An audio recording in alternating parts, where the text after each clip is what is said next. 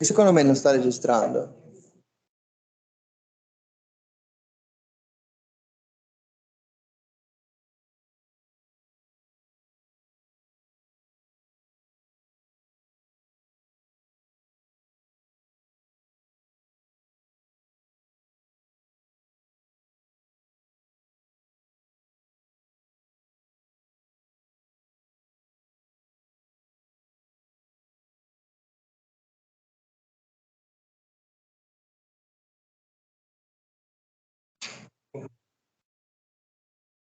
I think it's recording, and let's try to make it go like this. So welcome everybody. My name is Giulio, and I'm very happy that you made it to this second open day we have for the PhD program in artificial intelligence and data science at the University of Trieste. Now give me 1 sec to start sharing my screen, and I'll tell you a bit about today.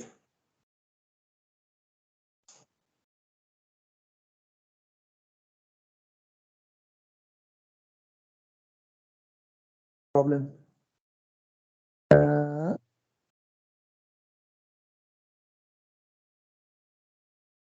you go. So, everybody can see my screen. Welcome again. This is the Open Day. The Open Day is an opportunity for us to tell us about the PhD program. Some of you are already PhD students in the program, which means that they already decided to join our venture, and some might be interested. This is a good opportunity for you to ask questions to people attending physically in the room, and also to the people that are going to speak today, and I'll tell you who's going to present today. Then we have a general Q&A session at the end where everybody can ask questions, especially the people from home. We have about 30 people from home, so that's good. You can ask questions today, and this recording will be uploaded on some social media channel right after the meeting. So the meeting today starts with a presentation by Professor Francesco Paoli, which is the director of the program, and then which is going to give you a general idea of what is going on in the program, why we do this, the kind of organization, admission procedure, and very much practical information. And then we have an overview for the 3 coordinators of the 3 curricula we have in the program, which will be introduced and by 3 professors at the University of Trieste. And then we have something which I think it's of interest because it's a student experience, in the sense that we asked like 3 people to tell us a little bit about what they're doing in the program, how they got to the PhD program in ADSAI, and what is the kind of high-level question they're trying to face through the program. And then we have the Q&A. So we know what further ado, let me introduce you Francesco Paoli.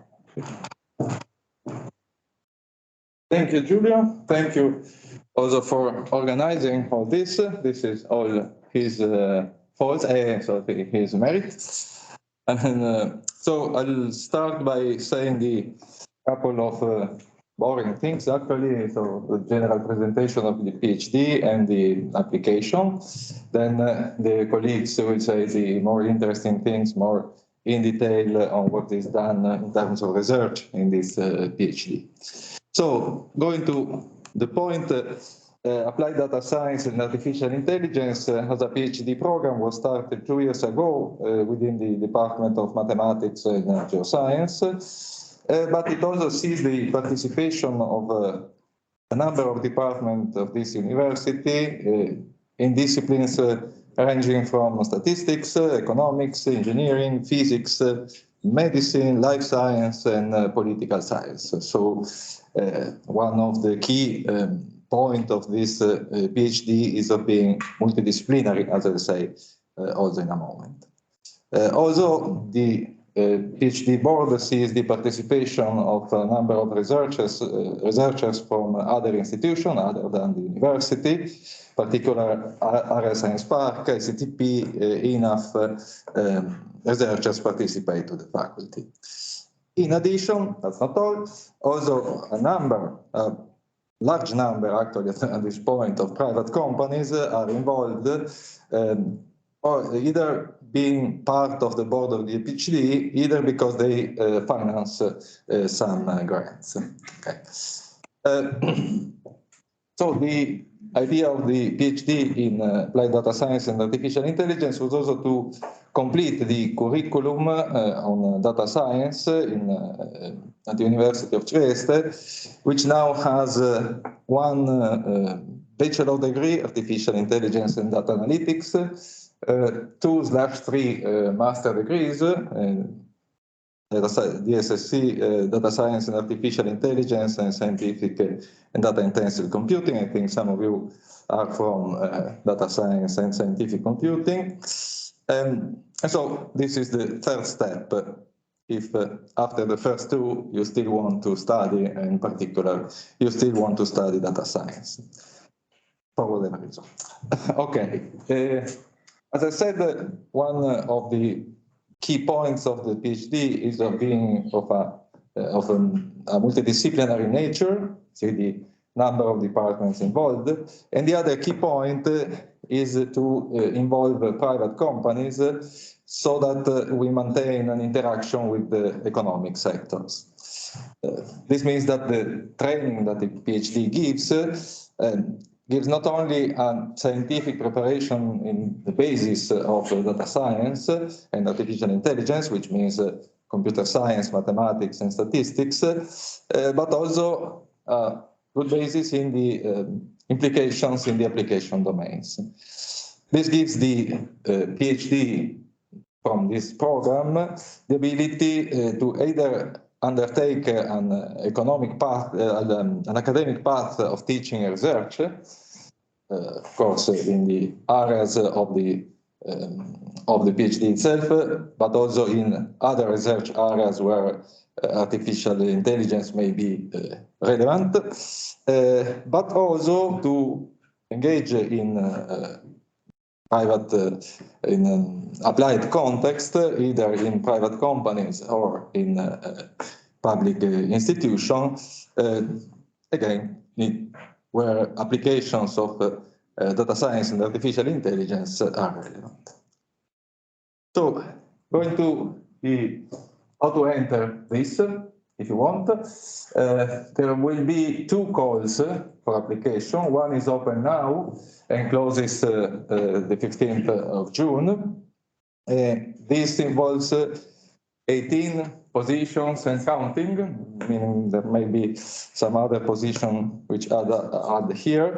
There are 3 unfunded positions, 5 funded positions with 3 research topics, and 10 funded positions on specific research topic. The latter ones are financed by private companies, and so there is already research project which the PhD student will undertake. Well, you can see more detailed information at the link which is available on the right. Anyway, just to so you know, the interviews will be start from the 10th of July. A second call will be opened with the some funded position, all on specific research topics. What do you need to apply? Well, the basic requirement is to have a second degree title by the end of October of 2023, and you will be asked to provide a CV, of course, comprising the detailed list of exams for the master degree, for the one of the master degree you have, the abstract of the thesis, and optionally up to 2 reference letters. Here is you can see at the bottom of the slide the breakdown of how applications will be ranked. Basically, there are 100 points total, 60 points for the interview, and 40 points for the qualifications, which again are CV, exams and thesis, and the reference letter. Okay. Then, if you apply, if you enter this PhD, what will happen? teaching in the applied data science and artificial intelligence. One of the qualifying points of this PhD is that there are people coming from very different curricula, from very different degrees, and working on a wide range of research topics. So there is no, let's say, common curriculum for all students. Rather, each student will follow a personalized teaching plan, which involves courses in the first year and partially on the second year, but the second and third year are mostly devoted to working on the thesis project. In the personalized study plan, the students will have to acquire a number of credits, choosing, with the help, of course, of the supervisor, among some specialized courses which are offered by the PhD board. Well, here is the list of the courses offered by the board. It's pointless to go through the full list, but anyway, just to point out that again, also here there are a number of different topics, more or less specialized, ranging from computer science, statistics, but also legal and ethics aspects of artificial intelligence. The choice is not limited to these courses, but the students may take also courses offered by the CISA. This is again a partial list comprising some courses which were taken by students this year, and also courses from other PhDs of the University of Trieste or other universities have been taken by students of this of the last two cycles. And finally, in some cases, again, especially when the students are from curricula which are not, let's say, central to the topics of computer science, statistics, then also courses offered within master degrees may be useful to complete the preparation. Okay, so as Giulio pointed out before, there are three curricula in the PhD, which are industry and natural sciences, life sciences and medicine, and economy and society. So I will leave the floor to the coordinator of this curricula, starting from Luca Bortolucci, who is also the deputy coordinator of the project. Grazie. Thank you, Francesco. Thanks to everyone for being here and participating to this open day. So I am deputy coordinator of the PhD program, and I'm also coordinating one of the curricula. So I will give you some insights on what is going on in terms of research in this curriculum very quickly, actually, and on the kind of activities that PhD students do. But before that, Trieste, surprise, there's a new slide. Obviously, let's say PhD is 3 years of your life. So there's the environment in which you live and interact is very important. It's very important the environment that you have within the university and in the research groups, which where you may get some insights on this from maybe other PhD students, and you can ask to other PhD students about this. But I think that in general there are nice groups and nice dynamics going on, and interaction dynamics between the students. And then obviously the city where you are is important for the quality of life. Trieste is a very beautiful city, a very livable city. It's considered one of the best places in Italy to live. And Italy is one of the best places in the world to live. So, well, you know, sounds like a good deal. Well, those that are physically present here, of course, are already in Trieste, so I don't have to convince them. Here's some of the students. So in these years, actually, in these first 2 years of PhD, we had a large number, actually, of students joining us. So thanks to, say, some sort of larger funding of the EU recovery project. But these students have very different research projects, and so there's a lot of interaction and cross-fertilization among them. Also, the faculty grew. Actually, there's few more people not in these slides, but the kind of research activity that is carried out here is focused on AI and data science and machine learning, but then spans several applications. So just to discuss a bit about this industry and natural sciences curricula, here there's research activity going on both on the foundational side of machine learning and artificial intelligence, and also on several applications in these areas. So on the more foundational side, there's a research activity going on in artificial intelligence, in particular explainable and neurosymbolic artificial intelligence, which are, let's say, the attempt to build AI models or machine learning models which have some sort of explainability and reasoning capabilities built in.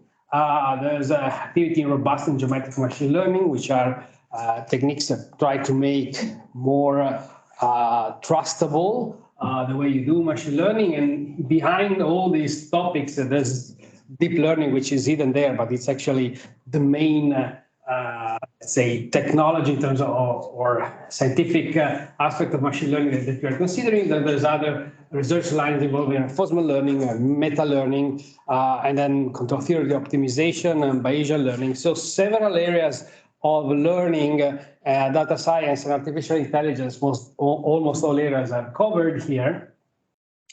And applications are also quite broad. So there are applications in the world of automation and smart manufacturing. So talking about industry, applications in the world of renewable energies, transportation and logistics, particularly to airplanes and harbor and ship-based transportation, applications in the area of robotics, and then applications in science, including geophysics and oceanography, cosmology, material science, and then also applications in the world of scientific data management and data engineering. So how you actually, and high performance computing. So how you actually manage the infrastructures and operate with the large infrastructures. What you can do if you graduate as a PhD in this program, well, essentially everything, but you can work as a data scientist, as an artificial intelligence scientist in industry, in essentially almost all sectors of industry. And of course, you can pursue a research career. So here is a bit of a overview of the faculty that is involved in this curriculum. So this is part of the faculty in the program, and the faculty is important because actually maybe if you join us in one of these curricula, then one of these professors is likely to be your supervisor, or maybe another one or a few other ones that will be your co-supervisors, depending on the topic or the topics that you're going to work with. So here you can see, I mean, I don't think I want to go through and name all of them, but you can see list here of different professors with the corresponding, let's say, main area of specialization. There's also me there, of course, in the field of AI, but there's people that are working on applications in physics or astrophysics, and then people from robotics, automation, control, meta learning, evolutionary robotics, and so on and so forth. So the topics here are quite broad. There's a new faculty that joined this year. And what you can see on the other side are some of the companies that this year and the previous years actually sponsored the scholarships. So there are students that are actually working, let's say, in between with a supervisor from the academic board and a supervisor from the industrial company. And we have companies like Generali and ASAC Studi, Beantech, Plus, India. So companies, some are local, some are big and global, and cover several aspects in this area. So generally, here the context was mostly cybersecurity here, and then there's other sponsorship of Generali in another curriculum more on their core business. And with the other companies, some of them actually are sponsoring scholarships this year. So Studi, Beantech, and Cybertech, which disappeared as the logo. They have a scholarship which are sponsored in this school. So that's these are concrete possibilities of working in sort of industrial research at the edge between academia and so I think that this is enough for me. Now it's a new curricula. Julia, just before while Julia is coming, just let me remember talking about the environment and the activities that you can do. That every student here comes with, and you have a certain amount of money. It's about 500, so 5,000. 1,000 is a bit too much. 5,000 euros in your 3 years for traveling and going to schools and having experiences also outside Trieste. So this is also important, an important part of your experience. So Julia. Thank you, Luca. I hope that. Okay, fantastic. I will just give you some keywords about this curriculum, that is the curriculum in life science and medicine. Since I strongly encourage you to directly contact the different people involved that you will see in the next slide to have more details. So basically, the topics of interest in this curriculum are around the health sector and the life science sector. So we apply basically biostatistical methods and obviously machine learning and artificial intelligence approaches to heterogeneous data sources in the health context. So, for example, we have application in cancer and in genomics and cancer, in analyzing heterogeneous source of data in the clinical research, like putting together electronic health records with images and signals in order to try to predict the evolution of some disease of interest. But also we have a part of our colleagues that works in biodiversity informatics with application on ecology and on mainly studying the impact of global climate change in the environment, so a very hot topic today. So our areas of application are basically,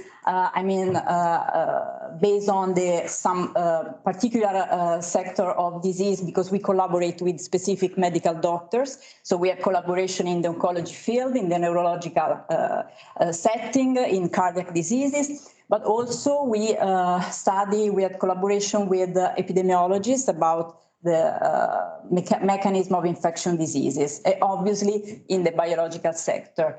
So the profiles that we hope to put in the market are expert on the application of biostatistical and more general machine learning methods in the health research and in bioinformatics, and also obviously from the point of view of the population health, so also in computational epidemiology and system biology. And the position are quite, there is quite an heterogeneous also possibility in the job position, because you can work in the research, clinical research and epidemiological sector that in Italy is mainly in the public sector, but also in private sectors like pharmaceutical companies or similar. So I just want to, I just want to show you the heterogeneity also of the faculty, because I personally come from the Department of Medicine. There are colleagues from the Department of Mathematics and also from the ICTP, from the Department of Life Science, and there is also a representative group of engineers. So if you want to have more details about obviously the research project that are ongoing, I strongly encourage you to directly contact all these people. And obviously we have also collaboration. I just highlight few of them with data providers, if you want. So health realities in Italy. So for example, the Azugi here in Trieste, the Crodiaviano that is, specialized in research about cancer, but also in international context. So Genomics England, for example, and Brain and Minds Machines in the US, I think. Okay, so thank you, and I give the floor to Domenico for the last curriculum. Yeah, thank you very much. Thank you, Julia, for leaving me the floor. And good afternoon, everyone. Domenico De Stefano. I am the coordinator of this curriculum which is economic society. I am a statistician working in the Department of Social and Political Sciences of this university. And well, this is by far the hardest curriculum to describe because it's very, there are a lot of possible applications. Why we are interested in this curriculum, why we are motivated to have a curriculum like this in such a PhD, because nowadays application of machine learning, artificial intelligence, and in general statistical methodologies are very, very important in understanding economic and social phenomena, in dealing with large social data and dealing with data collected on people, about people, on organization, on social agents, and on economic environment. Well, we have several topics that we can focus on in this curriculum if you want to join to this curriculum when you be selected, if you are selected as a PhD candidates. I just listed some of them. This is not an exhaustive topic, so you can concentrate your research, for instance, on statistical learning approaches like from Bayesian perspective on semi-parametric or non-parametric statistics. We are especially interested also in the application to social data of, for instance, supervised learning and clustering. Myself, I'm especially interested, for instance, in analyzing and modeling network data, in particular community detection, which is a very hot topic nowadays in which you can work on.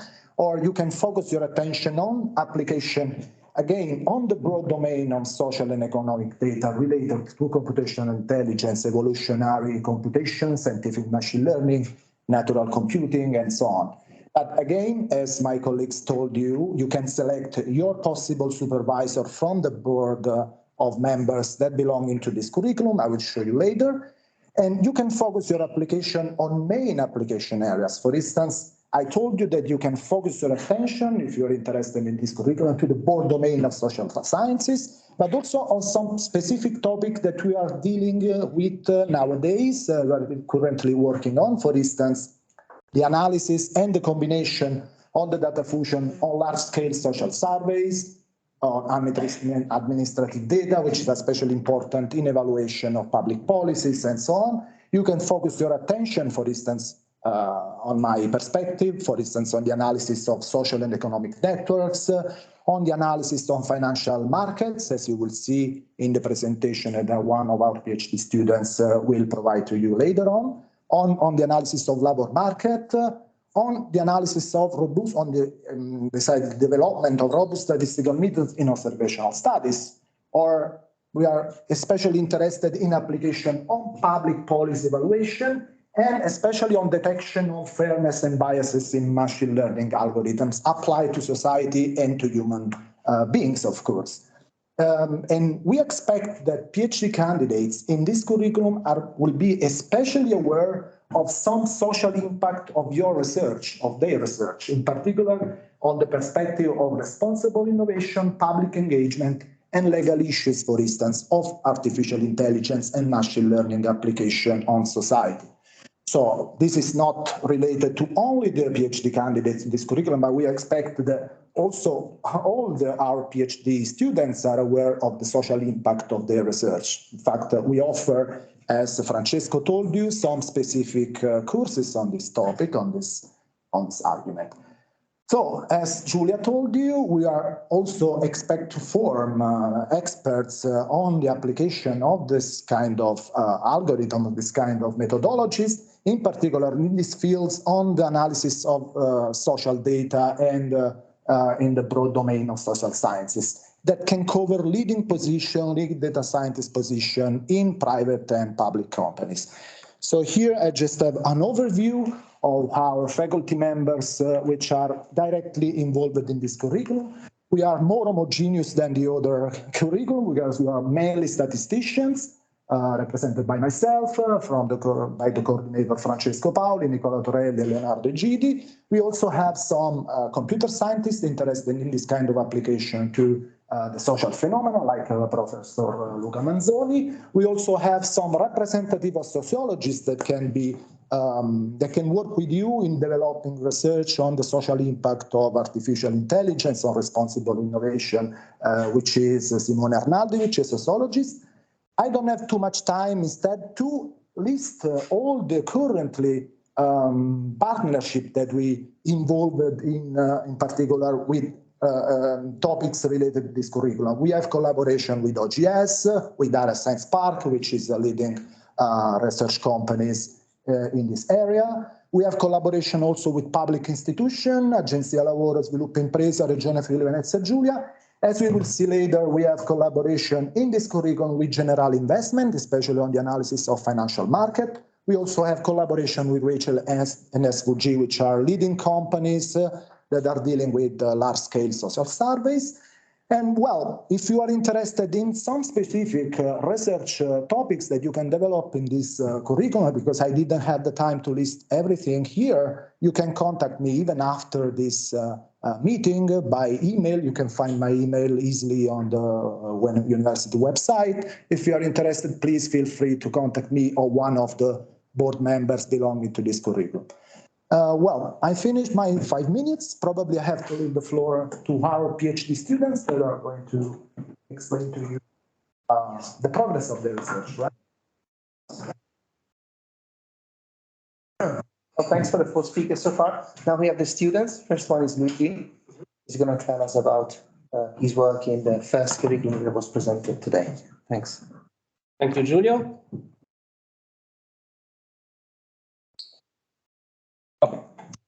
So, hello everybody, I'm Luigi and I'm a computer engineer. I got my bachelor's and my master's at the University of Calabria, and I wrote a master's thesis about community detection on multilayer graphs with node embeddings. Right after the end of the university, I started working for a very famous consulting company.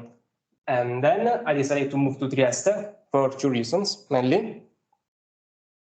Because I wanted to, start a career in the academic research, and I wanted to acquire a strong specialization in the machine learning field. And I think that this PhD program is one of the few PhD programs in Italy that has a strong focus on this particular topic. And I've been here for 1 year and a half. And during this time, I learned several types of skills, both soft skills and hard skills, I think. And the most important ones, I guess, are stuff like how to organize a research article, how to do a proper literature overview, how to formalize a problem, how to formalize the proposed solution, and more importantly, how to present the outcome of your experiments and how to justify your results. These are skills that, in my honest opinion, you can learn only mainly, let's say, by doing a PhD. But they are possibly going to be useful regardless of whatever you're going to do next. Of course, moreover, I also attended several specialized courses, just like neural networks, unsupervised learning, and population-based optimization algorithms that helped me to carry out my main research activity, which I will briefly discuss in the next slide. Okay, so my main research activity is based on evolutionary computation. So genetic algorithms, genetic programming, and evolutionary algorithms in general. Here, in particular, I'm speaking about evolutionary algorithms, such as genetic programming for interpretability estimation for machine learning model discovery. As a motivation, I don't have to convince you that there are many real-world applications that require white box models for transparency and reliability. But the problem is that interpretability definition is by itself ambiguous. Interpretability is subjective, so each user has its own, let's say, definition of interpretability. So to this end, we implemented, let's say, a human-in-the-loop framework, a human-in-the-loop system, in which we leverage a population-based optimization method to evolve machine learning models. In particular, we set a B-objective function where the first objective is a qualitative metric for the model, such as the accuracy. But of course, depending on the problem, it can be any kind of qualitative metric. The second objective, which is the most interesting one in this case, is the interpretability. So basically, we have this optimization algorithm that looks for good models within a search space with respect the given the objecting function. And during this process, in parallel, pairs of models are sampled, and we present this pairs of models to the user. So the user, for each pair of models, decides which one of the two models is the most interpretable one. According to this feedback, we train a neural network-based estimator, and this neural network is exploited to estimate the interpretability. So what we are trying to do now is training a neural network to recognize the specific interpretability definition of a specific user. Clearly, the problem is that if the user does not provide enough feedbacks, then the estimation is going to be, poor. So let's say that in this case, the main challenge is trying to obtain accurate interpretability estimation and at the same time lower the effort required by the user as much as possible, because no one is probably willing to stay all the day pushing a button to give feedbacks about which models are more interpretable than the others. So this is my main research activity. I also do other stuff which is strictly related to evolutionary computation, such as Twitter bot detection, Boolean functions optimization for cryptography purposes, and the geometric semantic genetic programming. So if you are interested in delving into these topics a bit more, feel free to ask me later during the question answering. Thank you. I think I can leave to Aicha.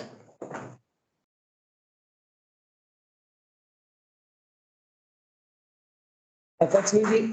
Just for the people that are following from home, you can start writing questions in the chat in Teams, and then we'll go over the questions at the end of the presentations. The next speaker in line is Alice Antonello from the Life Science curriculum.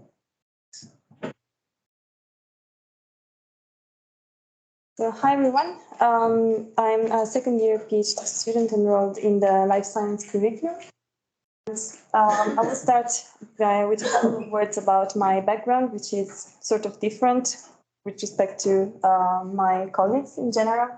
So I started with biotechnology in the University of Torino in 2015. And after obtaining my bachelor degree, I moved on to study quantitative and computational biology at the University of Trento. So I moved from a view of biology that was mainly descriptive towards a more, let's say, quantitative approach to biology, which aims at leveraging the large amount of data that is now generated by laboratories to interpret the biological phenomenon under observation. And after my degree in Trento, I realized that if I wanted to be able to devise this model myself and understand them more deeply, I needed to strengthen my background in statistics, mainly, and also to enhance my skills in programming. And hence, I decided to apply for the PhD program here in Trieste in data science. And to complete my formation, I followed the courses that I listed here, so mainly in Bayesian statistics, both offered by CISA and the University of Trieste, but also neural network and unsupervised learning and genome data analytics. And thanks to these courses, I was able to carry on my research project, which mainly revolves around modeling tumor evolution, and in particular, the evolution of a particular type of tumor, the acute myeloid leukemia, which is a type of blood cancer.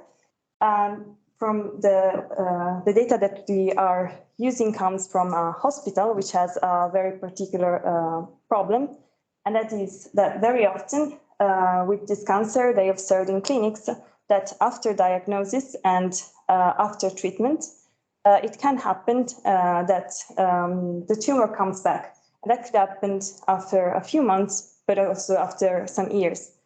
And so the question in clinics is, are we able to say whether the tumor that came back and now is resistant to the therapy was already present before the treatment, or it developed this resistance afterwards. And so there was a treatment, and then a small size of cells developed the resistance.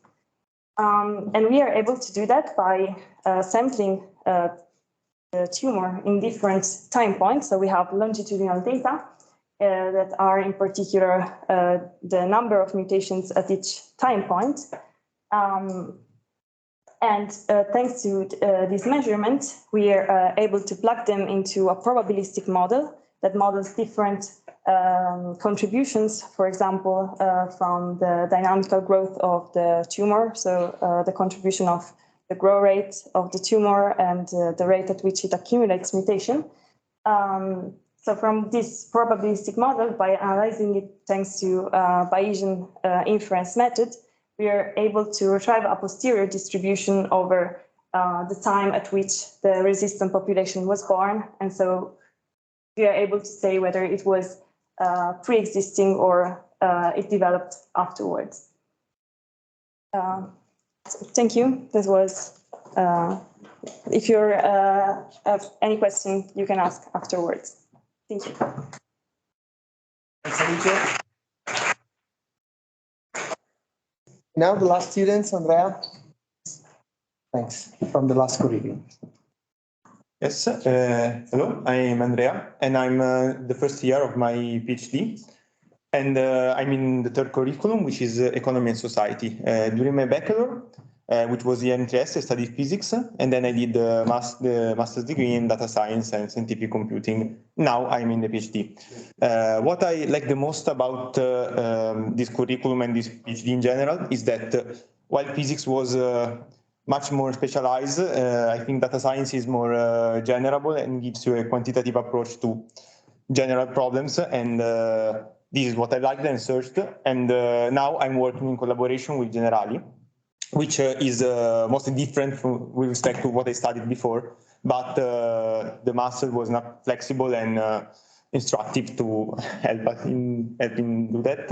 And what I really like about this PhD is also that since we are all from different backgrounds, what really happens is that you don't know something and you just ask your colleague, and there is a lot of helping and helping from other people's knowledge, which are broad, really. And what I'm currently working on in partnership with Generali is a project which covers, which is developed in more than one step, let's say. The first part was about having a portfolio and decomposing the risk of the portfolio into some, let's call them risk factors, which the portfolio does not directly invest in. So we, with some macroeconomic experts, derived the names written there as the factors, and we first tested that this model was good for decomposing the risk of a portfolio and providing a time varying risk decomposition, and we can see the peak of the COVID, for example, or the rise of the risk due to the rate during the war of the last year.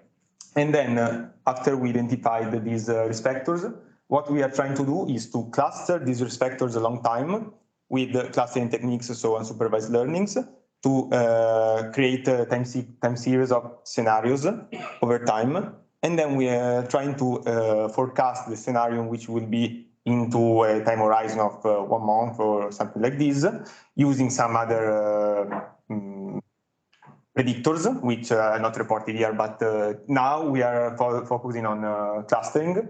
And so I think this gives an overview of all the techniques we are using, because at the beginning it's just, let's say, statistical, classical statistics method.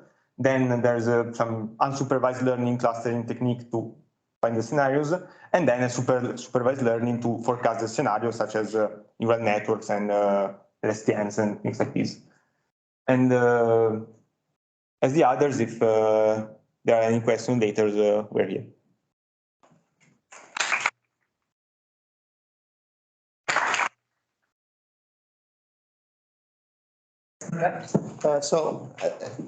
Let me say thanks for all the talks we have seen today, to all the speakers that accepted very kindly to speak today. Now we have, well, first of all, if there is any question from the people, sorry, from people in the room, we are happy to give you answers if we know how to answer your questions.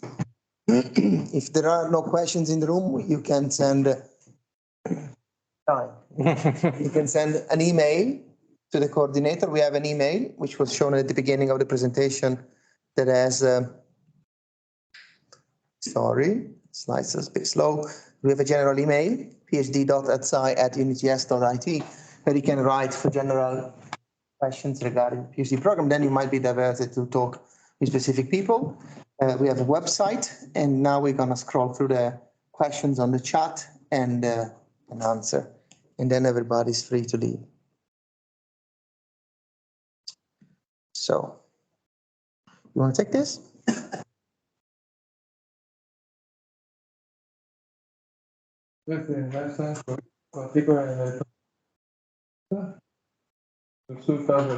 PhD using the University of Trieste. Okay, so thanks for the question, Stephen. Yes, the answer is yes, because we are working a lot with electronic health records. We access this data from the Friuli-Venezia region. And in particular, we are also interested in causal inference methods, in particularly in pharmacoepidemiological studies. So to evaluate the comparative efficacy of drugs in observational settings. So the answer is yes. We are very interested in this topic. So I'll give a quick answer to the second question instead, which asks whether what one has to do for the industrial PhD program. I mean, this question is a bit complicated, so you're welcome to send us an email as soon as possible, because one of the answers is acting time and we're a bit late. It's possible to have it's typical to have a co-supervision from a company and one from the academia in case of an industrial PhD program. While for the residents in a different country, this is a bit more delicate. And I think to a certain extent, there should be a decent amount of presence here. At least at the beginning. At least at the beginning, exactly. But more specific answer to this question requires, say, a one-to-one interaction by email. So are there any additional questions also from the audience online that I think can, if they want, also speak at this point? So open the mic and ask directly the question, or from someone in the public, if there's some curiosity, whatever. Otherwise, I think.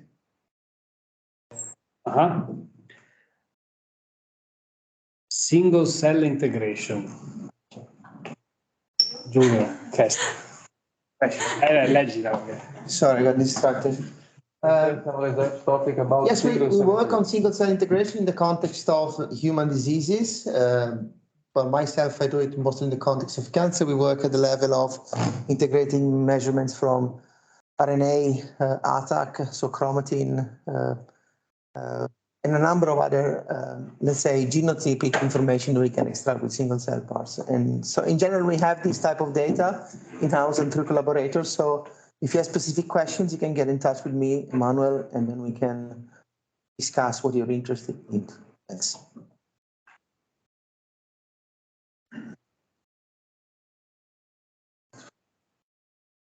Still coming.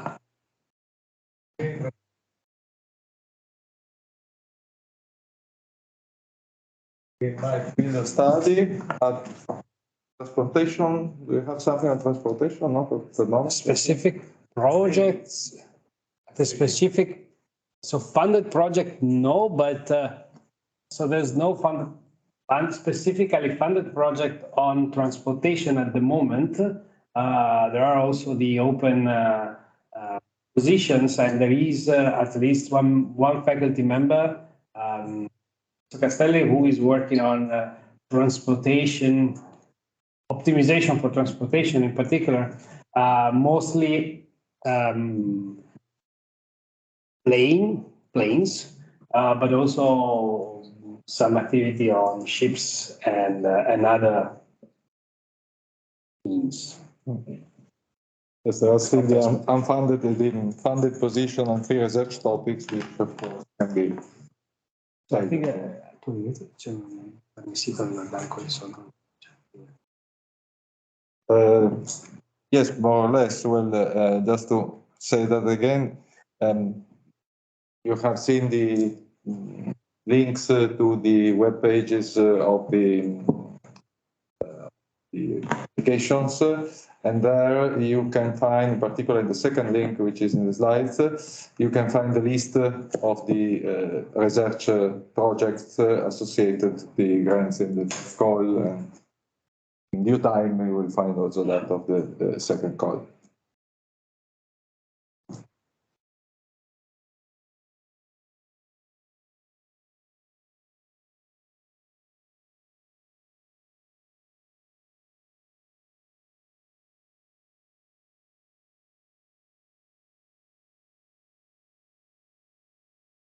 Just give a comment.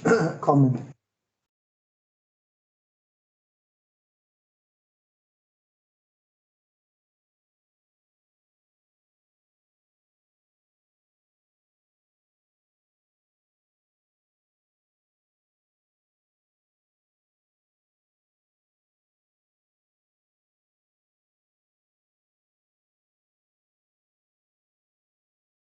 This document has And also the website.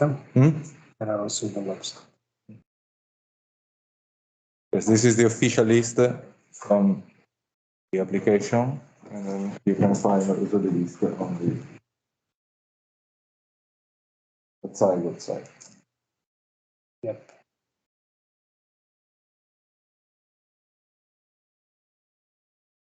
Okay.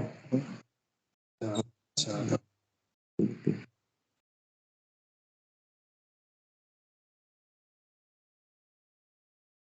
Thank you.